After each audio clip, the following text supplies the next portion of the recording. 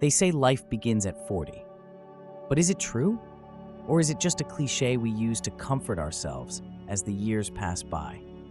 Carl Jung, one of the greatest minds in psychology and a pioneer of understanding the human soul, didn't see it as a cliche.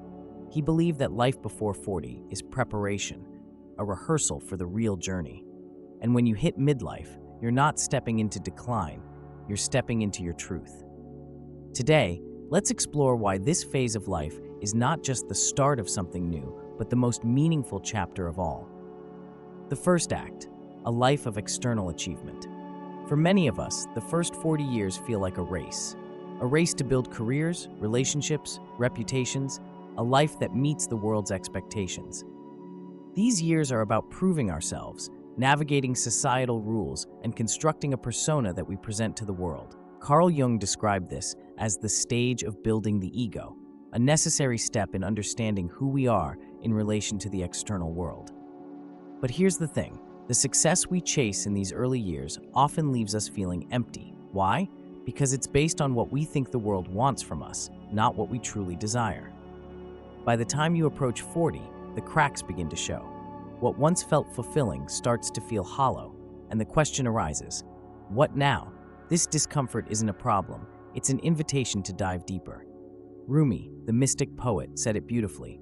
Don't be satisfied with stories, how things have gone with others. Unfold your own myth. The first act of life is foundational, but it's not the whole story. It's the prologue to something far greater. Let's take a look at Carl Jung's philosophy.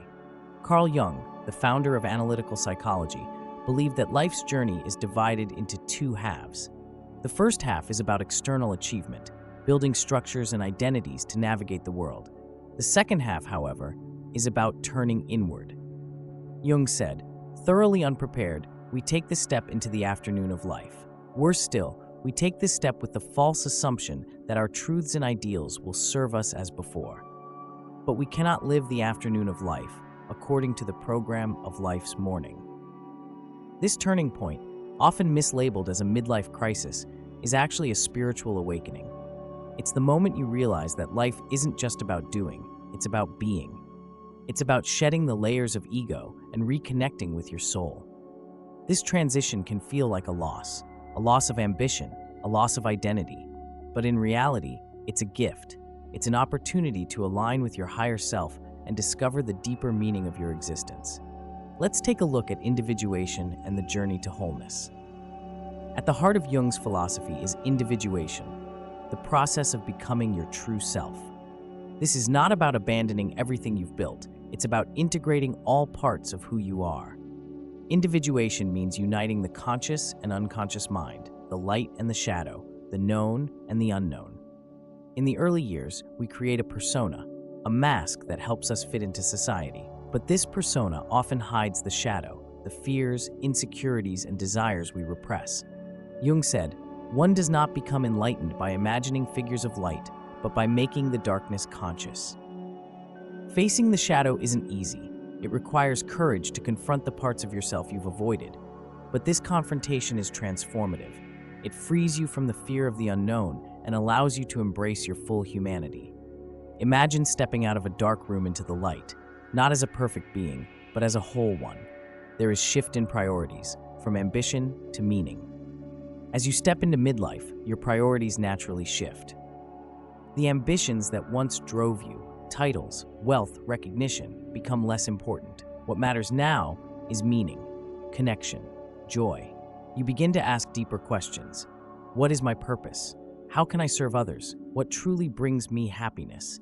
These questions are the hallmark of self-actualization, a concept introduced by Abraham Maslow, the psychologist behind the hierarchy of needs. Maslow believed that once our basic needs are met, we are driven to pursue personal growth, creativity, and fulfillment. This shift doesn't mean giving up on success. It means redefining it. Success becomes less about accumulation and more about contribution. It's about aligning your life with your values and living authentically. There are challenges and opportunities of midlife. Midlife is often a time of upheaval, career transitions, changing relationships, even health challenges. These shifts can feel like the ground beneath you is crumbling.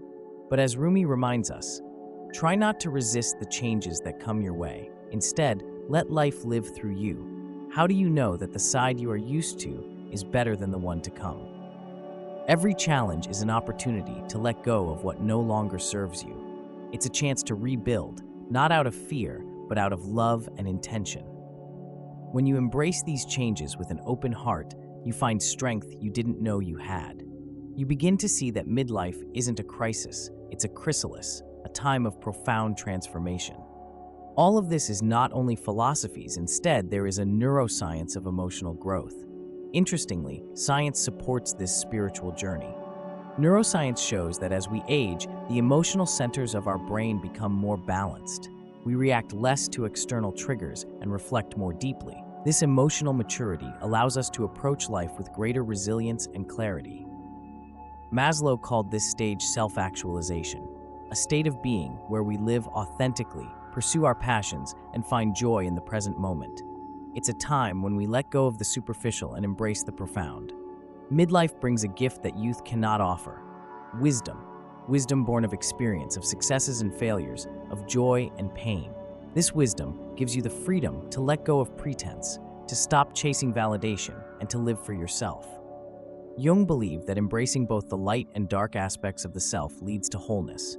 He said, "Your vision will become clear only when you can look into your own heart. Who looks outside dreams, who looks inside awakens." Midlife is your awakening.